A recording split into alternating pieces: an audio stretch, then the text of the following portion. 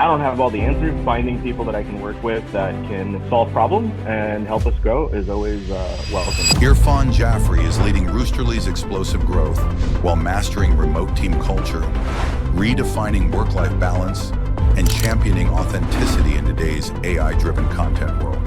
Not losing my sense of self and who I am. A lot of times we believe our own BS when we achieve a certain level of success, and that's just not who I am or what I'm about. I just find it easier to walk in my shoes when I'm transparent and honest.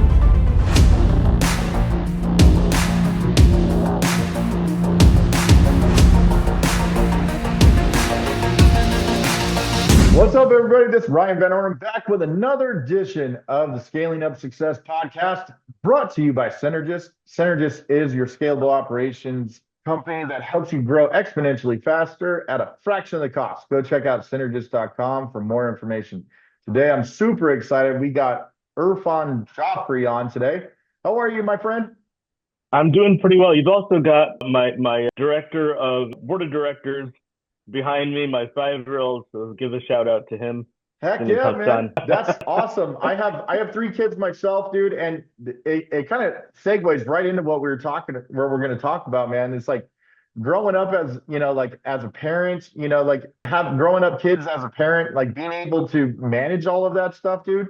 You own Roosterly. So tell us a little bit about it and how do you balance that stuff, man? Yeah, so Roosterly is essentially a low-cost social media management tool. We manage content for about 2,500 customers throughout North America and parts of Europe. We've got about 75 employees that make me look smart. So to answer your question in terms of how I do it all, I think a lot of it is building a culture of folks that work remotely that I can delegate to, that can do a lot of the heavy lifting so I can goof around with my 5-year-old. I love it, man. And it's so important to be able to still be in their life, right? It's like I have an 11-year-old, I have a 13-year-old and a 17-year-old, and man, I wouldn't miss it for the world. And being able to balance that stuff, dude, like as best you can.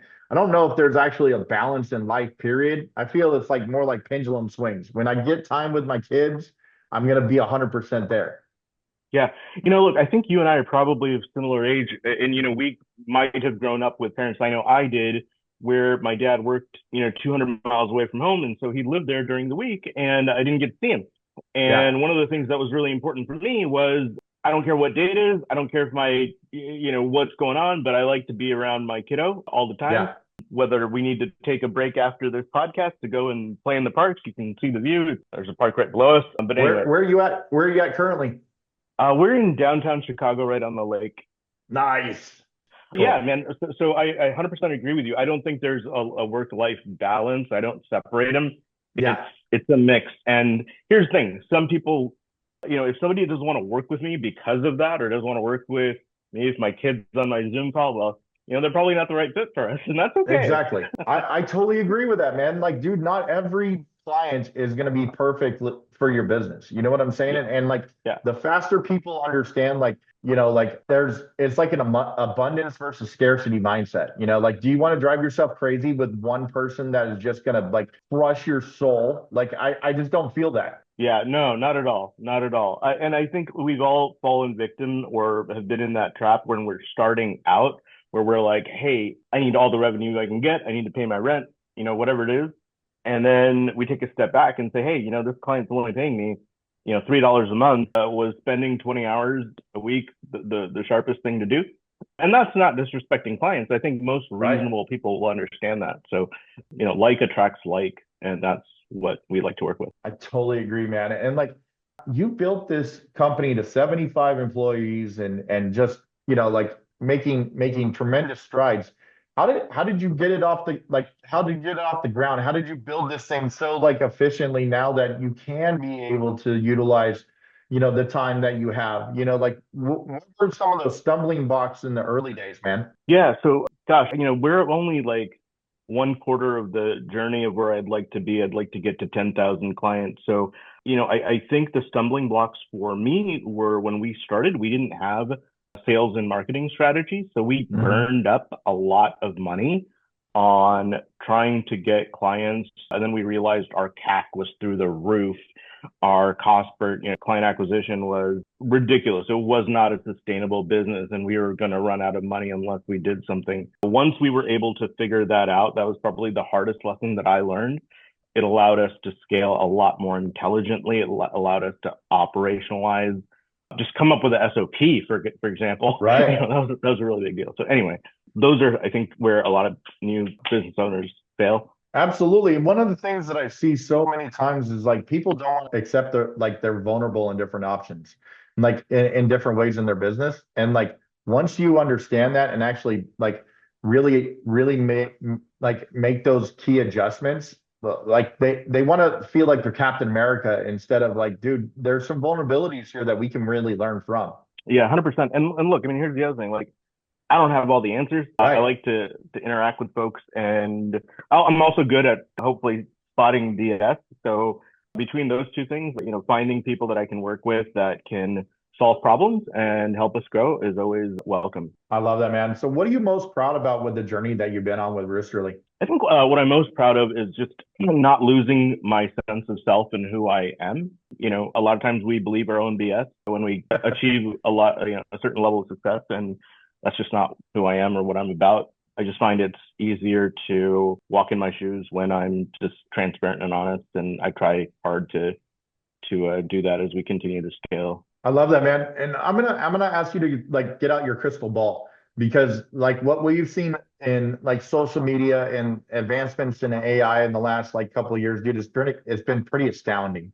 Where do you see like the marketing side? Where do you see like this all going? Because it seems like, you listen to like Gary Vaynerchuk, you listen to like, some of the big people in the industries right now with utilizing social media. They're saying this is going to 100x, that you're going to see so much more content going out. Is that where you see this kind of going, or do you see it in a different route? Yeah, I am not an expert on AI, but I can tell you for me right now, at least this quarter and next quarter, the things that mean the most to me is, and I hate this word, but I'm going to say it because I don't know any other word to replace it with right now, is authenticity. I think there's a lot of LinkedIn AI slop. There's a lot of like just content slop that's out there that all sounds the same, that uses the same word, same style, same tone. And that to me is not good content. More of something doesn't mean it's a good thing. I think human connection and real human interaction, meeting people, having a conversation like this or in person, is where I think value might be driven, at least in the short term. I don't know what the long term or the medium term is. I definitely see that, man. And like, how do you still keep your vision of where you want your company to go and keep that level of authenticity while still trying to create as much content as you can to like be relevant, is the balance I see a lot right now. You know what I'm saying? Yeah, I think I understand what you're saying. I think for me, it's whether it's through emails, through Zoom calls, maintaining a sense of camaraderie and connection with clients is important. Yeah. I think yeah, I mean, I think that's the only way I can answer your question. I'm not sure if I answered it or not, but in terms of pumping out more content for the sake of pumping out more content, I don't believe in that. I would rather have, if you're going to show up on camera or on LinkedIn, have something useful to say. Yeah, there's a lot of content out there where people are just really just talking to talk, is what I kind of see a lot right now, and like what value we're actually bringing. Yeah, and you have to contrast that with the fact that you do have to publish content to get noticed. There's a guy who did 100 podcasts before he started getting any traction, right? And so there's a delicate balance between like, yeah, you do want to pump out content, but how do you invest your time wisely so that you're not spending hours and hours of trying to come up with some shitty content that doesn't get any views either? I don't know. Agreed. Well, one of the things that we do on our podcast here is we try to get a little bit more insight to the personal side of our guests. Are you okay with a little rapid fire questioning? Go find out. He's like, next question. All right. So do you have a favorite book that you're reading right now? Like, or do you listen to podcasts?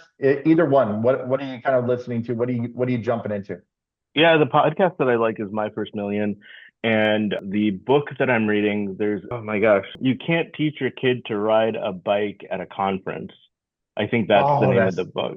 Yeah, that's cool. I'm a few pages into that one. There's a couple others. I'll email I'll email you the names and you can stick them in like the show notes or something.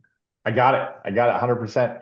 Hey, do you have a bucket list travel spot that you want to be at? A bucket list travel spot. Oh man, no, not. I mean, we travel every year. We go to a different place. We've not been to Italy, so Nice. that's maybe one place I'd like to go.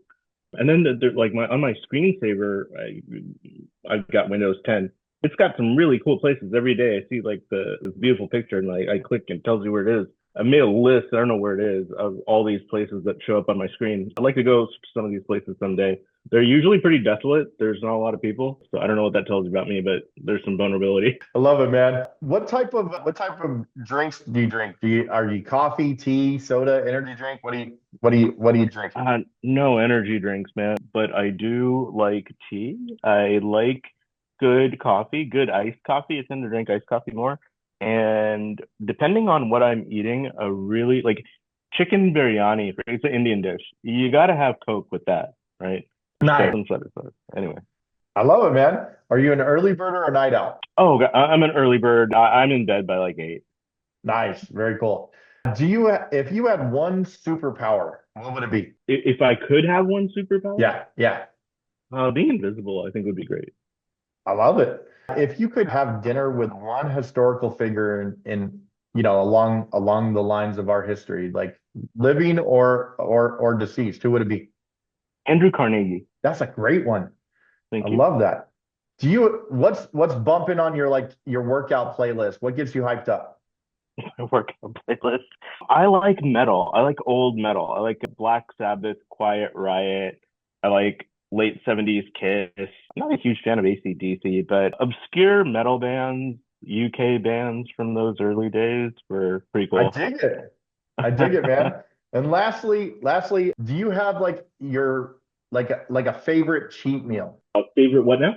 Cheat meal, like if you're gonna just indulge, like what's your cheat meal you go to? Oh man, like I could really dig. Okay, do you have California Pizza Kitchen where you're at? Yeah. Okay, so they've got this garlic fettuccine Alfredo with cream sauce, and you can get it with chicken and shrimp. But I usually get it with chicken shrimp when I get it like maybe once a year, if that. But Yeah. you can also have it cooked with crushed red peppers. The key is to get the crushed red peppers cooked in there instead of on it after they make it. Right. So That's where the heat comes from. You got to cook in the red peppers, bro. I feel you. Right on, man. Well, you absolutely destroyed the rapid fire questioning, man. Thank you for being so open, man. Appreciate it. My pleasure. As we start to wrap up here a little bit, like if you could go back in time and meet your younger self, what one piece of advice would you give them? Yeah, I would say to my younger self, worry less about the validation of others. Don't worry about what anybody else is doing or saying. Just kind of focus on yourself. And that would probably be the one biggest piece of advice because I wasted a lot of time, effort, energy, wondering what this person or that one person would say if I did this or that, and probably cost me a few years. Man, that's really great insight. Thank you for sharing. Appreciate it. Conversely, where do you see yourself in like 5 years, man? Where do I see myself in 5 years? If I could just be doing the same thing, but on a bigger level, that would be cool. And if I could create some sort of positive impact, either on the people that I work with or serve others in a more meaningful way, which I'm not right now, that's probably the one thing that hurts me most is that I'm not doing a very good job of that, but that's what I'd like to do. Man, I totally love and dig your insight on all of the answers to the questions, man. Thank you so much for this. I really appreciate your time today. And if people are interested in Roosterly, how can they reach out and learn more about your services? You can, number one, connect with me on LinkedIn, Irfan Jafrey, or just visit our website, roosterly.com. Awesome. Well, really appreciate you jumping on today and taking time to chat with us. It's been an absolute pleasure, man. Thank you so much for your time. And once again, if there's anything that you guys need for Roosterly, go ahead and check out the website and reach out to them on LinkedIn, guys. Once again, Ryan Van Ornum signing off for the Scaling Up Success podcast. Thank you so much for being a part of it. Until next time, stay blessed, everyone. Take care.